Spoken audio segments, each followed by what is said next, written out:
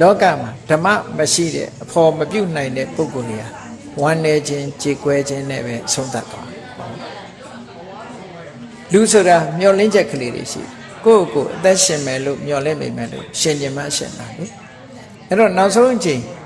မရောက်ခင်ဘုန်းကြီးတို့တွေဟာနောက်ဆုံးထွက်သက်ကလေးဝင်သက်ကလေးနဲ့ထွက်သက်ကလေးမရောက်ခင်ကိုလုံးရမယ်ဓမ္မအခုကလေးကအဖို့ပြုတ်ထားဖို့ဆိုတာဘယ်သူမှအသက်ရှင်နေသေးတယ်ဆိုရင်နောက်ကျပဲလို့ပြောလို့မရဘူးမြတ်စွာဘုရားသခင်ကိုရမြတ်ကိုကြည်အောင်မလားစံနမူနာတစ်ခုအနေနဲ့ကြည်မြတ်စွာဘုရားသခင်ကိုရမြတ်တတ်တော်80ပြိဋိဘံစံဖို့အတွက်10လလောက်ပဲကြံတော့တဲ့အချိန်မှာယောဂဝေဒနာကြီးကျယ်ဖြစ်တယ်အင်တန်မှပြင်းထန်တဲ့ယောဂပဲသိဆုံးခြင်းဆိုတဲ့အနေအထားမျိုးကိုကတ်သွားတဲ့ယောဂမျိုးလို့ဒီလိုဆိုအဲ့ဒီလိုယောဂဖြစ်တဲ့အခါကျတော့မြတ်စွာဘုရားဘာစဉ်းစားတော့အခုချိန်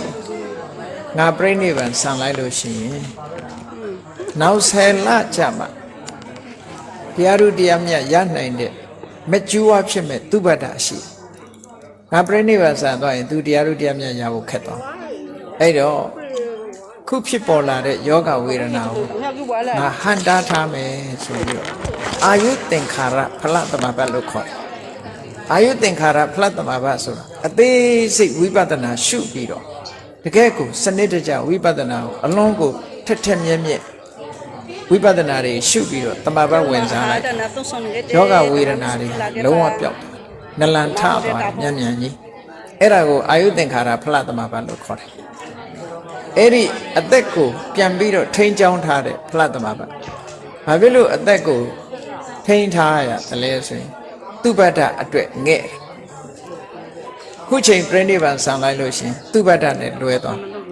သူပတ္တကိုခုချိန်သွားတရားဟောလို့လေကျွတ်တရားရမှာမဟုတ်လူဆိုတာချိန်တန်မှရလေအေးမြတ်စွာဘုရားသခင်ကိုရောမြတ်အဋ္ဌိပတ်၄ပါးလို့ဆိုတဲ့သန္တဝီရိယဝိမာန်တစိတ်တာလို့ဆိုတဲ့စိတ်စွမ်းအားတွေတိုးမြင့်ထားပြီးတော့ယောဂဝေဒနာကိုတက်တာအောင်လုပ်ထားပြီးတော့10လတိတိနောက်ထပ်နေသွားတာအဲ့ဒီလိုဟာမျိုးဘုန်းကြီးတို့တွေဘာလုပ်ရမလဲခုနကယောဂဝေဒနာနဲ့ကျုံလာတဲ့အခါသုပ္ပဝါဒမင်းသမီးကြီးရဲ့နှလုံးသွင်းနည်းမျိုးလိုနှလုံးသွင်းမလားသို့မဟုတ်ထွက်လေဝင်လေလေးမှတ်ပြီးတော့ထွက်လေဝင်လေလေးပေါ်မှာတတိကပ်ပြီးတမာတိစွမ်းအားတွေရအောင်ကြိုးစားပြီးတော့နေမလားတခုတော့ဘုန်းကြီးတို့တွေရှာထားကြရ